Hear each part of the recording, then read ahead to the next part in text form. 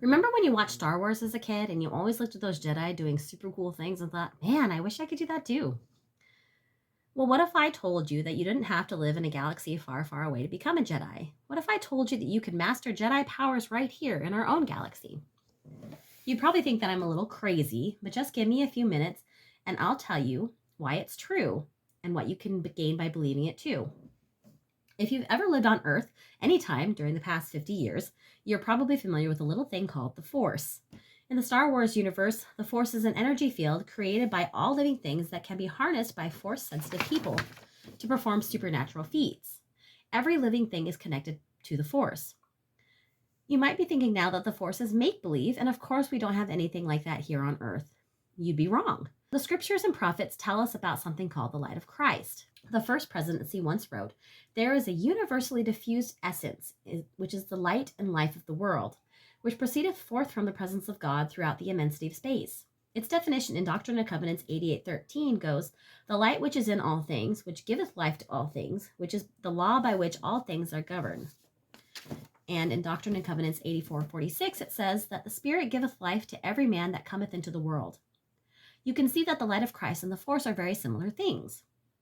The light of Christ dwells with every single person in the world, no matter where they live or what they believe. It can be called the Spirit of Christ, or a conscience, or a moral sense. The light of Christ gives us our innate ability to know right from wrong, and will always prompt us to choose good over evil, to turn toward God and not away. So why should we start thinking that the light of Christ is our version of the Force? If you're familiar with Star Wars, you'd know that the Jedi access and use the Force frequently, whether it's something as simple as meditating for clarity of mind or something more spectacular like telekinesis or hurling lightning at their enemies. The Jedi do not only occasionally seek out the Force, they are constantly connected.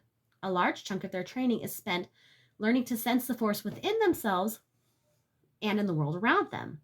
It is only once they master this ability that they can do the extreme supernatural feats we've all come to know and love. Like the Jedi, we can train ourselves to constantly feel the presence of the light of Christ. And if we do, we probably won't be able to jump 20 feet or move things with our minds, but we will have the ability to make correct choices that will help move us closer to God. In his talk, Good, Better, Best, Dallin H. Oaks said, "Just because something is good is not a sufficient reason for doing it. The number of good things we can do far exceeds the time available to accomplish them. Some things are better than good, and these are the things that should command priority attention in our lives." If the light of Christ is always prompting us to turn toward God, then we can use it to discern the best use of our time, no matter how unimportant a matter it might seem. For example, we all know sleep is a good thing. Reading scriptures is also a good thing. So, should I wake up 15 minutes early to read my scriptures before I start my day, or should I roll over and get 15 minutes more sleep? Which is the right choice? Which one will bring me closer to God? Our lives are filled with choices like these, choices where we need to know which is the best choice out of two good choices. The light of Christ can help us make these decisions, but only if we're familiar with the feelings we get when we're choosing the best choice. I don't think I can count how many times I've joked with my friends to use the Force, Luke, but why not? Why not use the Force in small things like deciding what kind of food to buy at the store, or when wondering what to eat for breakfast? Surely there is a right choice between Cocoa Puffs and egg on whole wheat toast. As we learn to use the Force in little ways, we'll be able to hear when God needs us to do bigger things. Pick up an extra gallon of milk for your neighbor, it might say. Take some extra breakfast to your coworker. Make a call to that family in your ward. I have so many stories of people responding to promptings like these that I couldn't even begin to list them in such a short video. But my sister Sarah did recently tell me a story of something that happened to her. She's been planning on replacing her windows in her basement for a long time. They finally came in and were ready to be installed. But when they went to install them, they realized that they were much too big for the hole in which they were supposed to go. Someone had put the wrong dimensions on, and they needed to be replaced. That would take anywhere between 4 and 10 weeks, and it is now very close to wintertime.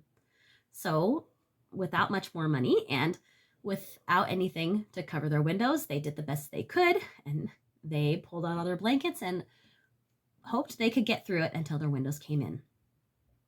A couple of days later, Sarah's Relief Society president called her and after chatting for a little while, asked if there was anything she could do for them. My sister usually doesn't have much, so she was about to say, "No, we're okay," when she realized she was sitting on her couch, huddling in her blanket because it was so cold in their house. She was able to tell her president her needs, and it just so happened that her Relief Society president had in her own basement a piece of insulation that they weren't going to use. They dropped it off, and Sarah was able to cut it in half and put it in the window spots. They fit perfectly. If neither of them had answered their promptings to call and to also ask for assistance, then this great service wouldn't have been able to happen. When we learn to use the Force in all of our decisions, we will be able to bless not only ourselves, but also those around us as well.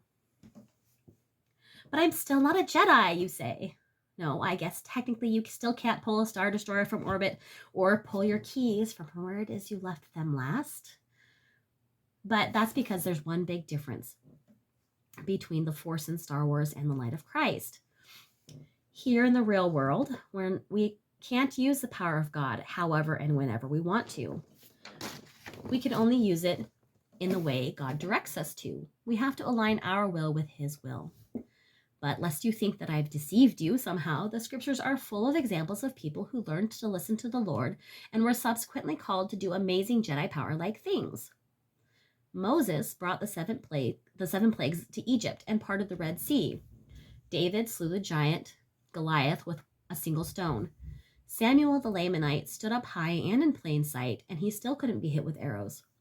Ammon easily defeated the thieves who were intent on stealing the flock, even though he was vastly outnumbered. And many, many more examples as well.